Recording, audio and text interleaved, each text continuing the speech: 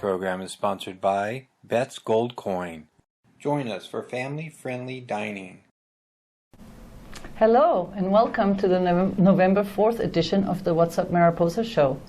I'm your host, Sabine Jordan-Lott, and I'm here with my co-host and special guest, Richard Hoffman. Welcome to the show, Richard. Well, thank you very much. Thank you so much for joining us today. We're happy to get this opportunity to say a few words about our upcoming production this weekend. So we're very thankful that you invited us. I very much look forward to talking to you about that and hearing about more details and everything for our audience. So before we get to your event, there are a lot of other events to announce, so let me get going on those. So today's the 4th, and actually we don't have any events scheduled for today, and there's no more farmers market for the season, unfortunately, which I'm going to miss very much myself. And then tomorrow, Thursday, the 5th, at noon, there is a very special Mariposa County Board of Mental Health meeting with a presentation by someone who suffers from bipolar disorder, who is actually going to present sort of almost performance on what it's like to live with bipolar disorder. And the public is invited to attend, and it's at the Human Health and Services building on Highway 49 North at noon. And then at 4:30 in the afternoon is Art from the Park, an art reception at the Yosemite Art Center, which is inside the park. And then on Friday, November 6th, from 9 a.m. until 6 p.m., we have the Mountaintop Christmas Craft Boutique, which is happening at the First Baptist Church at 5005 Frank Wilson Road. And then from 10 until 11:30, there's Arts and Crafts at the Mariposa Heritage House, which happens every Friday, and the public is invited to attend and do something creative. And then at 6:30 p.m., we have the Golden Agers Bingo at the Senior Center. Doors open at 5 p.m. And then Friday also is the first day of a very special play. It's called The Goldman Project. And this is exactly why we have Richard here today to tell us about that. Richard is the director of The Goldman Project, and the opening night is Friday the 6th at 7 p.m. And there will actually be 5 different performances, is that right? That is correct. That's really nice, and I'm glad everybody will have an opportunity to attend. And so it's on Friday, this Friday and Saturday at 7, and then on Sunday at 2 p.m., right? Yes, a matinee at 2. That's so nice. And then you have it again next weekend at Friday and Saturday at 7 p.m. also? Well, it's a little bit confusing. It is on Thursday night, which would be the 12th. Oh, Thursday night okay. the 12th, and Friday of all dates, Friday the 13th, but not on Saturday. Oh, it's not on Saturday, so okay. it'll be Thursday and Friday. Oh, thank you for clarifying that. So why don't you tell us a little bit about your background and how you came to be involved with this play? Well, I was a theater arts instructor at Reedley College, down in Reedley for many years. And so I had heard, also I had worked at the Golden Chain Theater in Oakhurst for many years. They put on amazing productions. Yes, and I worked with them from 1980 through 1994, and I was the artistic director there. And then I opened up our own theater. The Golden Chain Theater is a community theater run by a board of directors. But I opened up our own theater in the Enterprise Center in Oakhurst called Front Row Theater. Oh. And we were there for about 9 years. And then I had learned that Fred Friedland, retired instructor from Merced College in Theater Arts, was spearheading a project here in Mariposa to get a theater group started here called the Mariposa Theater Alliance. That's right. And that's the organization that we are, Mariposa Theater Alliance. And we are in the process of building that organization. And the Goldman Project is being held at the amphitheater, but it's indoors. Right. Up on the stage. That's nice. And we have built a set up on the stage. And so we're hoping that people will understand that it's not an outdoor performance because we're in November and it's rather cool. So it's upstairs and on the stage. Like last year's was too. That's right. I was actually surprised last year's was indoors because last year the weather was quite nice and it was earlier in October. That was earlier, yes. But it ended up being indoors. Right. The Rhymers of Eldridge last year. That was an amazing play. Fred Friedland directed that. So anyway. We're off and running with the Goldman Project, opening this Friday night at 7 o'clock, November 6th. And very nice. It's an interesting play, and it's the kind of a play that I think people will enjoy from the standpoint of finding it interesting, also somewhat historical, and it's the kind of a play where you leave and it's conducive to conversation afterwards.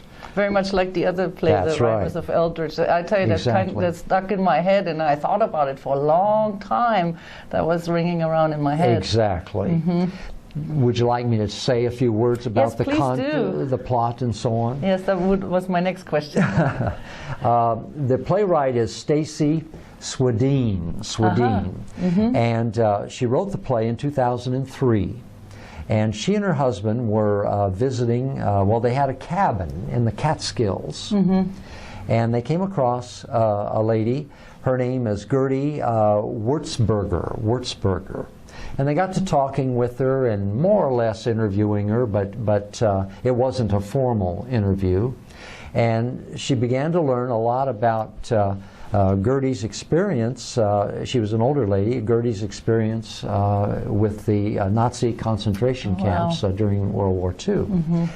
And so it prompted Stacy Swedeen to write a play more or less based on Gertie Wurzberger's experience. Interesting. So the central character in the play, Naomi Goldman, played by Karen Silver. She was in the other play as well. Yes, she was. She was quite wonderful. Yes. And so she's rather based on this interview that the playwright had in 2003. The play is set back in 1994. It's in a New York apartment, and this would be the central character is Mrs. Goldman, Naomi Goldman. She has recently lost her husband, so she's widowed, and so her son is now living with her in this apartment, and her son is going through a divorce. And we have the third character enters the play.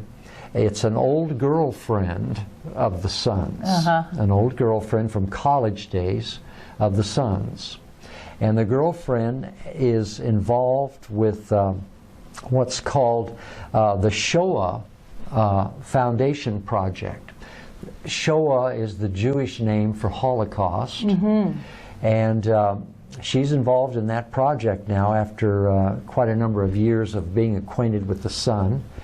And so she has as her goal to interview Mrs. Goldman, put her on camera, and more or less do an interview relating to Mrs. Goldman's experiences in Auschwitz from 1944 to 1945. Well, as we find out in the play unravels, Mrs. Goldman really doesn't want to talk about it, as many of the survivors didn't. And so part of the goal of Aviva, the young girl that comes into the play, I keep referring to this poster, which I guess you're going to show in a minute. Yes, please show the audience. Okay. Well, I can show it now. Would you like me to show it now? That'd be great. Yes. And we have these around town, around Mariposa, so you'll probably see them in different locations, indicating the dates and times. And The time is 7 o'clock. 7 o'clock at night for evening performances and a 2 o'clock Sunday matinee performance. It's $10 for general admission, $8 for students and senior citizens and Madera County Arts Council members. But anyway, she comes into the scene. She wants to get the interview of Mrs. Goldman, and she has to really work at it because Mrs. Goldman is not easily convinced that she wants to reveal all of these things that went on at Auschwitz. And so the bigger picture of the play is that Mrs. Goldman has been keeping some secrets from her son Tony, and these secrets eventually emerge in the play. And one of the major themes of the play is that old adage that the truth will set you free. And I think Stacy Swedeen, the playwright, that was one of the major themes that she was working on, is that if you are able to tell the truth and to let the truth out, you're going to be a lot better off than holding important information from loved ones and so on. It's a wonderful message. Yes. It's got a lot of emotion in it, but yet the first half of the play is light, quite light. There's actually lots of opportunity for comedy in the first half of the play. Oh, interesting. And then after intermission, we get more involved in the documentary. But it's a very thought-provoking, emotional play. It's interesting.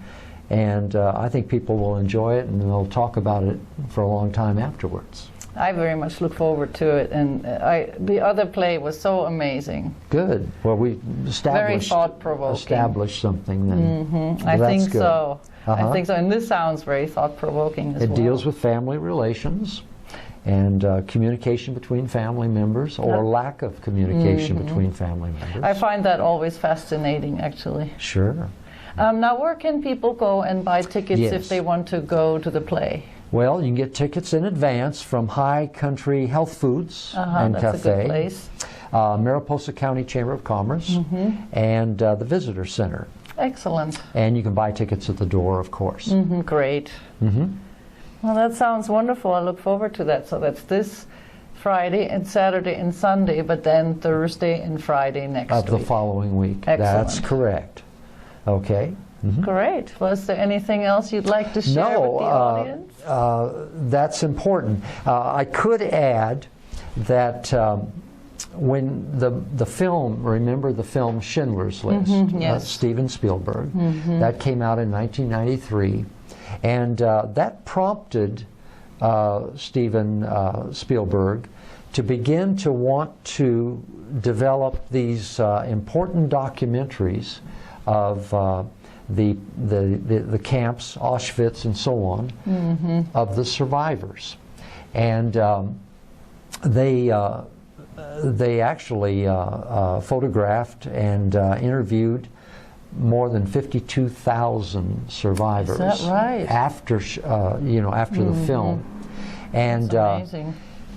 And so this particular play is more or less representative of that. And the character of Aviva, played by Audrey Davis, she has been working at the Jewish Museum in Jerusalem, Yad Vashem, and they have been doing name recognition documentaries of survivors, with the goal of maintaining this name recognition for all the survivors they can possibly create. That's really amazing. Yeah, and it's a very noble project. And I'm glad Steven Spielberg did that as well, because so many people have passed since that time. That's right. There are not very many people left anymore. That's why it's important that this play is set back in 1994, because if you add another 20 years to it, makes all the difference. It makes a huge difference, because they're already elderly, quite elderly in 1994. Yeah. Well, thank you so very much for coming on the show and sharing with us about this beautiful project. Okay, well, and I also wanted to point out that people can go there, the Mariposa County Arts Council has a website and Facebook page for people to look at, and so does That's the right. Mariposa Arts Alliance. Okay. Theater Alliance, I'm sorry. Mariposa Theater Alliance. Also Friday night, November 6th at 7 p.m. is the monthly edition of The Grind, Mariposa's monthly poetry reading. And this is the November Rain edition, and it happens at Offline Solar. So please come and bring your spoken word. And at 9 p.m. Friday night, there is trivia at the Miners Roadhouse 140. Then we have Saturday, November 7th, which is packed with activities. There's the 11th annual Yoga Jambalaya at the Yosemite Bug from 8 a.m. to 7 p.m. Then there is a John C. Fremont Hospital Volunteer Santa's Bazaar from 9 a.m. to 3 p.m. at the Senior Center. And there's also the Mountaintop Christmas Craft Boutique from 9 a.m. to 6 p.m. at the First Baptist Church. And then there is a Mariposa Master Gardeners seminar from 1 to 3 p.m. Design Your Own Gray Water System. There's more information about this on the Master Gardeners website. And from 3:30 to 7 p.m. there's a Mariposa County Arts Council exhibition in uniform, which all has to do with our esteemed service members and veterans. There will be the exhibition opening reception at the Treetop Gallery at 3:30 on Saturday. And then all day Saturday and Sunday we have the Trans Valley Youth Football League Super Bowl at the fairgrounds. Now this is a great fun event, and people come from all over the valley and the foothills, and there are all these sports teams and little kids playing football. It is so much fun. And there are also booths and arts and crafts and food and vendors and all sorts of things. Highly recommended. And this goes on actually all weekend from the 6th through the 8th, all 3 days at the fairgrounds.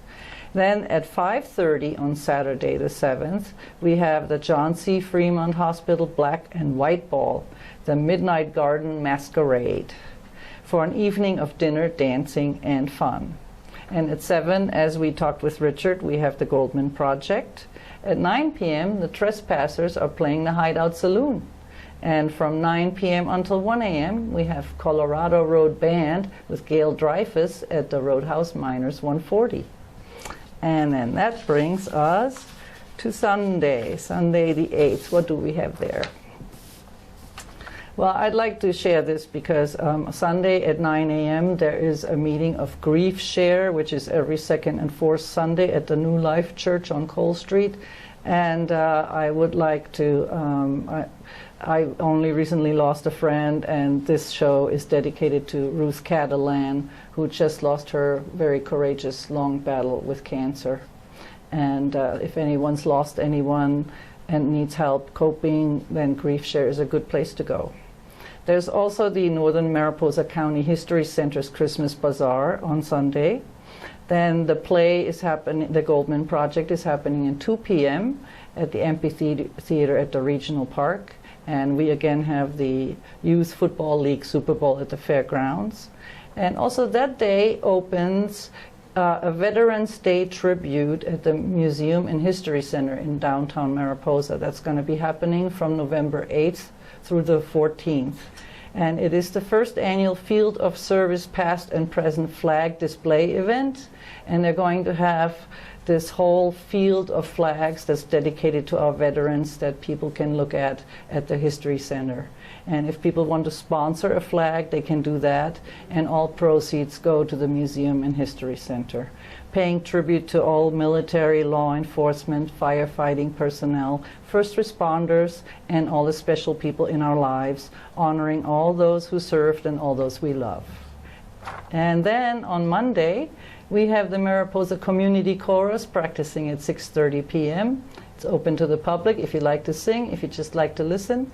And at 7 p.m. we have the Mariposa Symphony Orchestra, which is rehearsing at the Mariposa County High School Band Room at 7 p.m. And then Tuesday, the 10th, at 6 p.m. is the Bookies Book Club meeting at the library. And there it will be reading A Public Yosemite, A Threatened Public Treasure by Robert Benewith. At 6 p.m. is line dancing at the Bootjack Stompers Hall, and at 7 p.m. we have square dancing at the Bootjack Stompers Hall. And that's about all I have for the next 7 to 10 days. For more details about any of these events, please join the Facebook group Mariposa Events, or you can email me at mariposahappenings@gmail.com. And with that, I'm Sabina Jordan-Lott, your host, and unfortunately my guest and co-host left, Richard. And thank you again, Richard Hoffman, for coming on the show. And please join us next week when we have a very special guest to talk about the upcoming TEDx event. And hope to see you out there at some of the events. Thank you.